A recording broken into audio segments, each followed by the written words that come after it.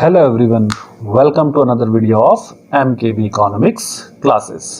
तो हमारा चैप्टर चल रहा था नेशनल इनकम और इसी में अब हम आगे डिस्कस करने जा रहे हैं डोमेस्टिक टेरिटरी और economic territory of a country. क्या होता है डोमेस्टिक टेरिटरी? बहुत बार जब हम नेशनल इनकम पढ़ते हैं तो नेशनल इनकम में ये वर्ड हमको बहुत ज़्यादा देखने के लिए मिलता है, डोमेस्टिक टेरिटरी। जैसे हम बात करते हैं डोमेस्टिक इनकम की, तो हम बोलते हैं the income generated by the resident and non resident within the domestic territory of a country, या income generated by the within और आउटसाइड द डोमेस्टिक टेरिटरी। तो ये डोमेस्टिक टेरिटरी आखिर है क्या, क्यों ये इंपॉर्टेंट है, तो इसको हम यहाँ पर समझते हैं। तो देखिए क्या होता है डोमेस्टिक टेरिटरी। जब हम जनरली हम बात करते हैं डोमेस्टिक टेरिटरी की, जब हम जनरल वे में इसको समझते हैं तो हमें लगता है डोमेस्टिक टेरिटरी का मतलब क्या होता है। डोमेस्टिक टेरिटरी का मतलब होता है किसी एक कंट्री की जो पॉलिटिकल बाउंड्रीज होती हैं। पॉलिटिकल बाउंड्रीज सब समझते हैं, जैसे कि फॉर एग्जांपल के लिए इंडिया है, तो इंडिया जैसे स्टार्ट हो रहा है फॉर एग्जांपल जम्मू कश्मीर से लेकर के और कहाँ तक, ये नीचे कन्याकुमारी तक, उधर गुजरात कच्छ से लेकर के स्टार्ट हो रहा है कहाँ तक, असम मेघालय मिजोरम तक। तो ये जो इतनी बाउंड्री हमारी है, तो ये क्या होती है, पॉलिटिकल बाउंड्री होती है। तो हमें लगता है यही क्या है, यही डोमेस्टिक टेरिटरी होता है, बट ऐसा नहीं है। जब हम नेशनल इनकम पढ़ते हैं, नेशनल इनकम की बात करते हैं, तो इस कंडीशन में क्या होता है, इस कंडीशन में जो डोमेस्टिक टेरिटरी का कॉन्सेप्ट आता है वो थोड़ा सा बड़ा हो जाता है as comparison to political boundaries. ठीक है, तो देखिए जैसे समझते हैं क्या बोल रहा है कि domestic territory as used in national accounting has a special meaning and is much bigger than the political frontier of a country. कि जब हम डोमेस्टिक टेरिटरी की बात कर रहे हैं तो नेशनल अकाउंटिंग के बेसिस में ये क्या होता है, एक बिगर कॉन्सेप्ट होता है एज कंपेरिजन टू जो पॉलिटिकल बाउंड्री होती है किसी कंट्री की। इसी तरीके से अकॉर्डिंग टू यूनाइटेड नेशंस बोल रहा है कि economic territory is the geographical territory administrated by the government with in which person goods and capital circulate free. यानी कि जो यूनाइटेड नेशन है वो बोलता है कि जो इकोनॉमिक टेरिटरी होता है, इकोनॉमिक टेरिटरी क्या होती है, ज्योग्राफिकल टेरिटरी होती है जिसको एडमिनिस्ट्रेट करती है उस कंट्री की गवर्नमेंट, जिसमें कि क्या होता है कि कुछ पर्सन जो है, कुछ लोग जो हैं वो क्या कर सकते हैं, वो फ्रीली सर्कुलेट कर सकते हैं, या गुड्स सर्कुलेट कर सकती हैं, या कैपिटल सर्कुलेट कर सकती हैं। जैसे हमारे देश के लोग दूसरे देश में चले गए या दूसरे देश के लोग हमारे देश में आ गए, ठीक है। इसी तरीके से हमारे देश की गुड्स जो है वो दूसरी कंट्री में चली गई, दूसरी कंट्री की गुड हमारी कंट्री में आ गई। तो इस तरीके से क्या हो रहे हैं, ये गुड्स हो गए या कैपिटल हो गया या लोग हो गए, ये क्या कर रहे हैं, ये सर्कुलेट हो रहे हैं, यानी कि एक कंट्री से दूसरी कंट्री में जा रहे हैं। तो जिस भी ज्योग्राफिकल टेरिटरी में जा रहे हैं उसको हम क्या कर सकते हैं, एज अ डोमेस्टिक टेरिटरी या इकोनॉमिक टेरिटरी कंसिडर कर सकते हैं। क्लियर होगी इतनी बात। आगे जैसे बोल रहा है कि domestic territory includes, domestic territory में क्या क्या इंक्लूड होता है। ठीक है, स्पेलिंग थोड़ा सा गड़बड़ है, इसको सही कर लेना। तो डोमेस्टिक टेरिटरी में क्या क्या इंक्लूड होता है, जैसे बोल रहा है कि territory lying with in the political frontiers including the territorial water of a country. ठीक है, तो जो डोमेस्टिक टेरिटरी है, इस डोमेस्टिक टेरिटरी में एक तो हमारी जो पॉलिटिकल बाउंड्रीज होती हैं, पॉलिटिकल बाउंड्रीज के साथ साथ जो हमारे वाटर टेरिटरीज हैं, वो वाटर टेरिटरीज भी क्या होते हैं, इंक्लूड होते हैं। अभी वर्ड आता है यहाँ पर वाटर टेरिटरी। वाटर टेरिटरी क्या होता है, वाटर टेरिटरी को अभी हम आगे थोड़ा डिटेल में डिस्कस करेंगे कि वाटर टेरिटरी क्या है, क्योंकि इंपॉर्टेंट है और सबसे ज्यादा कंफ्यूजिंग यही करता है वाटर टेरिटरी की हमारी वाटर टेरिटरी कहाँ तक है, कितना एरिया ऑफ जो वाटर का होगा वो हमारी डोमेस्टिक टेरिटरी में इंक्लूड होगा। ठीक है, तो इसको अभी हम आगे डिस्कस करेंगे डिटेल में। चलिए नेक्स्ट टॉपिक देखते हैं, सॉरी टॉपिक नहीं, नेक्स्ट पॉइंट देखते हैं। बोल रहा है embassies, consulates, military bases etcetera located abroad. ये जो एम्बेसीज होती हैं, कॉन्सुलेट्स होते हैं, मिलिट्री बेसिस होते हैं, ये जो लोकेट होते हैं किसी दूसरी कंट्री में, तो ये भी क्या होते हैं, ये भी डोमेस्टिक टेरिटरी के पार्ट होते हैं। अब ये वर्ड आ गया यहाँ पर एम्बेसी, ये पिछले टॉपिक में हमने देखा था रेजिडेंट नॉन रेजिडेंट में, तो वहां पर हमने कहा था इसको थोड़ा सा डिटेल में समझेंगे एम्बेसीज होती क्या है। देखो एम्बेसीज क्या होते हैं, जो हमारे दूतावास जो होते हैं दूसरी कंट्रीज में वो होते हैं। इनका काम क्या होता है, बेसिकली एम्बेसीज का काम क्या होता है, जैसे पहले के टाइम पे आपने देखा होगा राजा महाराजाओं को जब शासन होता था तो उस समय पे जब किन्हीं दो राजाओं के बीच में किसी तरीके का कॉन्फ्लिक्ट चलता था, लड़ाई होने वाली होती थी, तो एक राजा दूसरे राजा के पास क्या भेजता था, अपने दूत भेजता था, शांति दूत जिसको बोलते थे, है ना, या राजदूत जिसको बोलते थे। तो वो उस कॉन्फ्लिक्ट को सुलझाने का काम वो करता था। तो इसी तरीके से एम्बेसीज का भी काम होता है। तो ये एम्बेसीज जिस कंट्री में होती हैं उन दोनों कंट्रीज के बीच में जो रिलेशंस होते हैं उन रिलेशंस को सुधारने का काम करता है, कॉन्फ्लिक्ट्स को दूर करने का काम करता है, या उस पर्टिकुलर कंट्री में जो उस कंट्री के नागरिक जो है, लोग जो हैं, उनकी जो भी प्रॉब्लम्स होती हैं उनको सॉल्व करने का काम करता है। जैसे फॉर एग्जांपल से इंडियन एम्बेसी होगी अमेरिका में, तो अमेरिका में जो भारतीय होंगे वो अपनी जो भी चीज़ें होंगी, डिटेल्स होंगी या किसी भी तरीके की प्रॉब्लम्स है तो इंडियन एम्बेसी में जाकर के उसको सॉल्व कर सकते हैं। और इसी तरीके से इंडियन एम्बेसी वहाँ पर इंडिया और अमेरिका के बीच के जो रिलेशंस हैं उनको सुधारने का काम करेगा, या उनके बीच में किसी तरीके की वो इश्यूज हैं तो उनको दूर करने का काम करता है। और भी कई सारे ऐसे ऑफिशियल वर्क होते हैं एम्बेसीज के जो एम्बेसीज करती है। तो ये जो एम्बेसी वर्ड है इसको बड़े ध्यान से समझ लो कि ये एम्बेसी वर्ड जहां पर भी तुम्हें दिखाई दे तो बस सीधा सीधा केवल एक चीज अपने दिमाग में बैठा लो कि एम्बेसी का मतलब है हमारी कंट्री की डोमेस्टिक टेरिटरी, या जिस भी कंट्री की। अभी हम अपनी कंट्री के हिसाब से इसको समझेंगे। तो अगर इंडियन एम्बेसी है तो इंडियन एम्बेसी दुनिया के किसी कोने में क्यों ना हो, कहीं पर भी क्यों ना हो, वो पार्ट हमेशा किसका रहेगा, हमारे डोमेस्टिक टेरिटरी का ही पार्ट रहेगा। ठीक है ना। जैसे फॉर एग्जांपल के लिए बोल रहा है कि Indian embassy in the USA is a part of the domestic territory of India. जो इंडियन एम्बेसी है कहां पर है यूएसए में, यानी कि कंट्री से बाहर है, लेकिन उसके बावजूद भी वो पार्ट कहां का है, डोमेस्टिक टेरिटरी ऑफ इंडिया, यानी कि इंडिया की डोमेस्टिक टेरिटरी का ही पार्ट है। अब है क्या कि इंडियन एम्बेसी में जो काम करने वाले लोग होंगे, फॉर एग्जाम्पल के लिए यूएस में हमारी एम्बेसी है, अब उस यूएस में एम्बेसी तो हमारी है इंडिया की, वहां पर काम फॉर एग्जाम्पल के लिए यूएसए के लोग कर रहे हैं।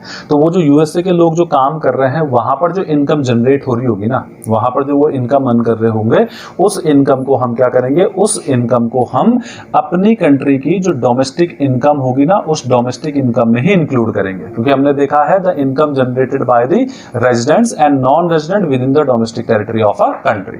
अब ये एम्बेसी कहाँ है, यूएस में भले क्यों ना हो, लेकिन है तो हमारी डोमेस्टिक टेरिटरी का पार्ट।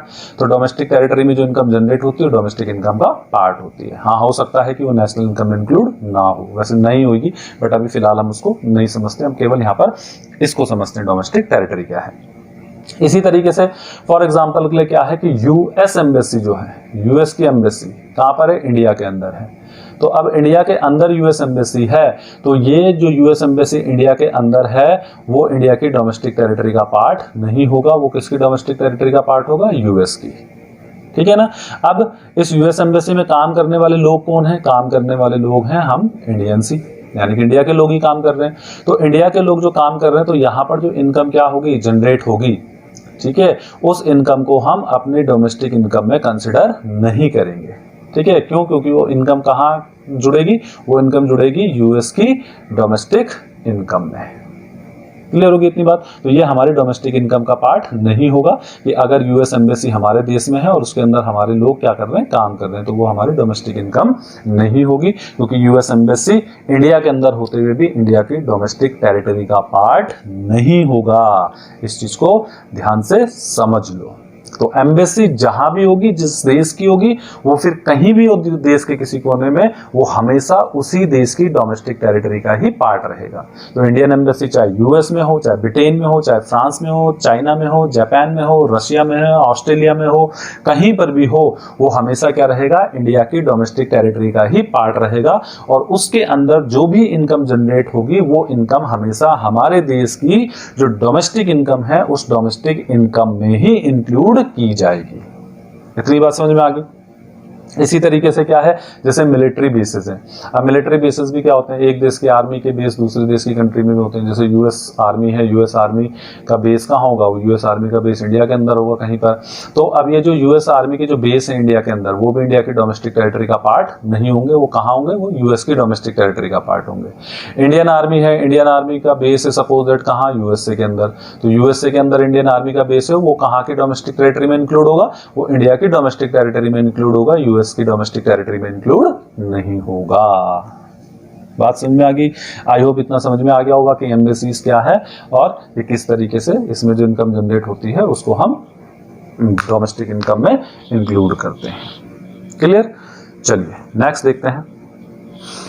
इसी तरीके से ships and aircraft operated by the resident between the two और मोर कंट्रीज। अब फॉर एग्जांपल के लिए हमारे जो शिप्स हैं या एयरक्राफ्ट हैं वो किन्हीं दो कंट्रीज के या दो कंट्री से ज्यादा के बीच में क्या हो रहे हैं, चल रहे हैं, ऑपरेट हो रहे हैं। लेकिन ऑपरेट कौन कर रहा है, इंडिया कर रहा है, तो वो भी क्या होगा, हमारी डोमेस्टिक टेरिटरी का ही पार्ट होगा। फॉर एग्जाम्पल से जो एयर इंडिया है, air India suppose that USA, China, Japan, Britain, France, Russia, इसके बीच में क्या कर रहा है, अपनी सर्विसेज दे रहा है। तो वो प्लेन उड़ कहाँ रहा है, वो देश के बाहर उड़ रहा है, यानी कि देश की जो इंडिया है, इंडिया से बाहर है, यूएस में, चाइना में, जापान में और कहीं पर भी वो क्या कर रहा है, अपनी सर्विसेज दे रहा। तब भी वो जो इंडियन जो एयरलाइंस है, वो एयर इंडिया है, वो किसकी डोमेस्टिक टेरिटरी का पार्ट होगा, वो हमारी ही कंट्री की डोमेस्टिक टेरिटरी का पार्ट होगा। अब उसमें काम करने वाले कोई भी हो, दुनिया के किसी कोने के देश के लोग क्यों ना हो, वहां पर जो इनकम जनरेट होगी वो इनकम कहाँ जुड़ेगी, वो इनकम हमारी डोमेस्टिक इनकम का ही पार्ट होगी, क्योंकि वो जो एयर इंडिया है वो डोमेस्टिक टेरिटरी में आएगा, किसकी, इंडिया की। इसी तरीके से हमारे शिप क्या है, मूव कर रहे हैं डिफरेंट कंट्रीज में, जैसे बोल रहे हैं Indian ships moving between Japan and Korea regularly, तो वो जापान कोरिया के बीच में चल रहे हैं। लेकिन वो इंडियन जो शिप है, वो इंडियन शिप भी पार्ट किसका है, इंडिया की डोमेस्टिक टेरिटरी का पार्ट है। तो वहां पर भी जो इनकम जनरेट हो रही है, अब जनरेट करने वाला कोई भी हो, चाहे वो जापान का हो, कोरिया का हो, कोई फर्क नहीं पड़ता, जो इनकम जनरेट होगी वो इनकम कहाँ इंक्लूड होगी, वो इनकम हमारे देश की डोमेस्टिक इनकम में ही इंक्लूड की जाएगी। ठीक है, तो इस तरीके से जो शिप्स एयरक्राफ्ट होते हैं ये भी डोमेस्टिक टेरिटरी का ही पार्ट होते हैं।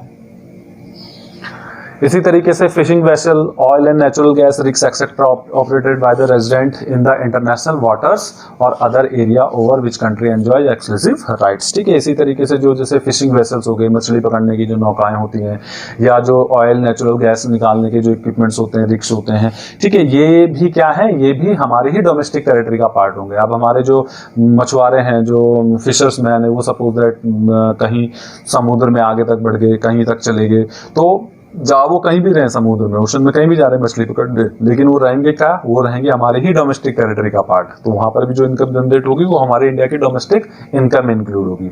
इसी तरीके से फॉर एग्जांपल के लिए ओएनजीसी है, ओएनजीसी क्या कर रहा है, समुद्र में कहीं दूर जा करके जो नेचुरल गैस है या ऑयल है उनके ऊपर रिसर्च कर रहा है या खोज कर रहा है उनकी, तो वो कहीं पर भी समुद्र में कोई फर्क नहीं पड़ता, वो क्या रहेंगे, वो हमारी डोमेस्टिक टेरिटरी का ही पार्ट रहेंगे, यानी कि हमारी डोमेस्टिक टेरिटरी में ही क्या होंगे, वो इंक्लूड किए जाएंगे।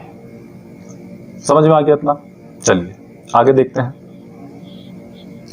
अब एक टेरिटोरियल वाटर ऑफ इंडिया। अब जो हमने स्टार्टिंग में बात करी थी फर्स्ट पॉइंट की वाटर टेरिटरी क्या होता है, ठीक है, किस किस को हम वाटर टेरिटरी में या कितना एरिया हम वाटर टेरिटरी में इंक्लूड करेंगे। तो देखिए जो टेरिटोरियल वाटर होते हैं या जो वाटर टेरिटरी होती हैं, इसको हम बेसिकली 3 पार्ट्स में डिवाइड करते हैं, यानी कि वाटर टेरिटरी को 3 पार्ट्स में क्या किया जाता है, डिवाइड किया जाता है, 3 पार्ट्स में इसको बांटा जाता है। तो जो सबसे पहला पार्ट आता है, ठीक है, उसको क्या बोलते हैं, उसको हम बोलते हैं बेस लाइन। क्या बोलते हैं उसको, बेस लाइन बोलते हैं। ठीक है, बेस लाइन का मतलब होता है कि क्षेत्रीय जल इसको कहा जाता है, यानी कि जो अपने क्षेत्र यानी कि एरिया के आसपास का जो इलाका होता है उसका जो जितना भी एरिया होगा वो एरिया क्या होगा, वो एरिया पूरा हमारा बेस लाइन में आएगा। और ये जो डिस्टेंस होता है बेस लाइन का, ये बेस लाइन का डिस्टेंस कितना होता है, बेस लाइन का डिस्टेंस होता है 12 NM। NM का मतलब होता है नॉटिकल मील्स। ठीक है, क्या होता है, नॉटिकल मील्स, यानी कि समुद्री मील जिसको हम बोलते हैं। ठीक है, तो 12 NM होता है। तो फॉर एग्जांपल के लिए जैसे ये इंडिया का ये बाउंड्री है, ठीक है, ये बाउंड्री है, तो इसके बिल्कुल आसपास का जो ये इतना इतना इतना इतना एरिया होगा ना, यहाँ तक जितना भी पानी होगा यानी कि समुद्री पानी होगा इतना, ये पूरा क्या होगा, ये पूरा का पूरा बेस लाइन में आएगा हमारी।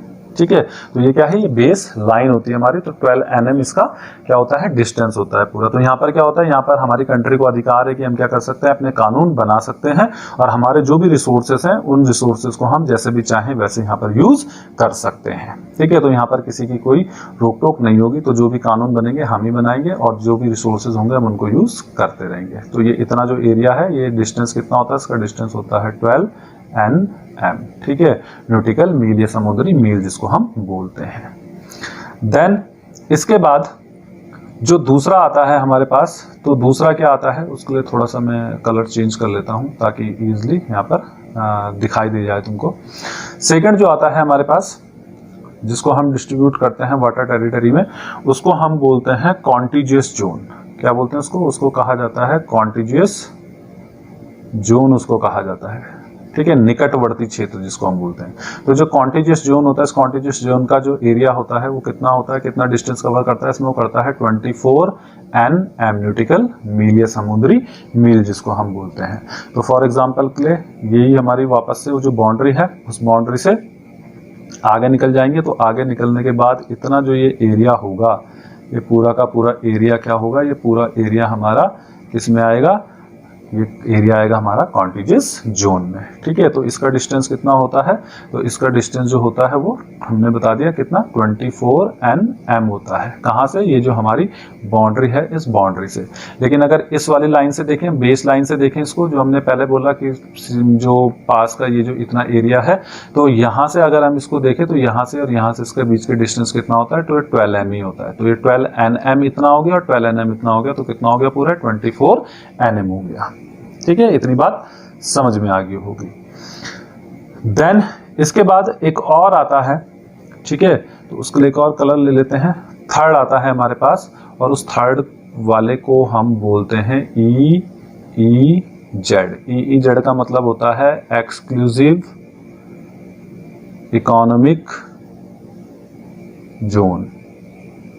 ठीक है, तो ये एक्सक्लूसिव इकोनॉमिक जोन जो है, ये कितना डिस्टेंस कवर करता है, ये करता है 200 nm, यानी कि 200 न्यूटिकल मील या समुद्री मील जिसको बोलते हैं। यानी कि जो हमारा ये पूरा ये यहाँ पर बाउंड्री है, इस बाउंड्री से बिल्कुल आगे तक हम निकल जाएं तो बहुत आगे तक का क्या होता है, ये पूरा एरिया जो होता है वो किस में आता है हमारा, वो आता है EEZ में। ठीक है, जिसका डिस्टेंस कितना है बता दिया मैंने, 200 nm होता है। ठीक है, अब इसमें क्या होता है, इस EEZ में, इस EEZ में जो हमारे रिसोर्सेज हैं, उन रिसोर्सेज को हम क्या कर सकते हैं, उन पे हमारा राइट होता है। कौन से, इकोनॉमिक, जो इकोनॉमिकल रिसोर्सेज जो हमारे हैं, उन रिसोर्सेज में हमारा वो होता है। जैसे ऑयल हो गया, ठीक है, तो यहाँ पर हम ऑयल निकाल सकते हैं। यहाँ पर जो नेचुरल गैस है, नेचुरल गैस को हम क्या कर सकते हैं, निकाल सकते हैं। तो इसके ऊपर क्या होता है, इसके ऊपर हमारा जो अधिकार होता है। तो यहाँ पर हमारे पास क्या होते हैं, यहाँ पर इसमें हमारे पास जो हमारे साधन होते हैं, रिसोर्सेज होते हैं, उन रिसोर्सेज को हम यूज कर सकते हैं, उनको हम निकाल सकते हैं। ठीक है, इस सेकंड वाला जो था कॉन्टिजियस जोन, इस कॉन्टिजियस जोन में भी हमारे पास क्या होते हैं, कुछ अधिकार होते हैं। तो जो कॉन्टिजियस जोन होता है CZ, इस कॉन्टिजियस जोन में हमारे पास किस किस चीज़ से रिलेटेड अधिकार होते हैं, जैसे पॉल्यूशन। ठीक है, जो भी पॉल्यूशन से रिलेटेड पॉलिसी होंगी वो हम यहाँ पर बना सकते हैं। ठीक है, टैक्स हो गया, टैक्स से रिलेटेड हम बना सकते हैं। कस्टम्स जो हो गए, ठीक, सीमा शुल्क जो होता है। चौथा, इमिग्रेशन से रिलेटेड जो अधिकार होते हैं, वो ये सब क्या है, ये बेसिकली 4 चीज़ें ऐसी हैं, पॉल्यूशन हो गया, कस्टम्स, टैक्स और इमिग्रेशन, जिससे रिलेटेड हम यहाँ पर लॉ बना सकते हैं, या जिनके ऊपर क्या होता है, हमारा अधिकार होता है। ठीक है, तो इस तरीके से जो वाटर टेरिटरी है उसको 3 भागों में बांटा गया है। तो सबसे पहला होता है बेस लाइन, और उस बेस लाइन का एरिया कितना होता है, 12 nm न्यूटिकल्स मील या समुद्री मील जिसको बोलते हैं। सेकंड होता है कॉन्टिजियस जोन, जो कि कितना होता है, 24 nm होता है। कहाँ से, इस बिल्कुल बाउंड्री से। और बेस लाइन से देखें तो बेस लाइन से कितना होता है, ये 12 nm और होता है। और थर्ड होता है EEZ एक्सक्लूसिव इकोनॉमिक जोन, जो कितना होता है, 200 nm तक होता है। ठीक है, तो अब ये इतनी बात समझ में आ गई होगी। तो थोड़ा इकोनॉमिक्स के साथ हमने आज क्या पढ़ लिया, थोड़ा सा ज्योग्राफी भी पढ़ ली है। ठीक है, तो ये चीज़ें पता होनी चाहिए आप लोगों को। तो यहाँ पर मैंने ये सब चीज़ें डिटेल में आप लोगों को बता दी है। तो आई होप अब क्लियर हो गया होगा डोमेस्टिक टेरिटरी का कॉन्सेप्ट, की डोमेस्टिक टेरिटरी क्या होती है और कैसे हम डोमेस्टिक टेरिटरी में जो इनकम जनरेट होती है उसको अपनी डोमेस्टिक इनकम में इंक्लूड करते हैं। ठीक है, तो चलिए, इतना था ये टॉपिक। अब इसके बाद नए टॉपिक देखेंगे, नए वीडियो में मिलेंगे कुछ और नई चीज़ों के साथ। तो वीडियो पसंद आए तो please like and subscribe. Okay, bye bye, take care.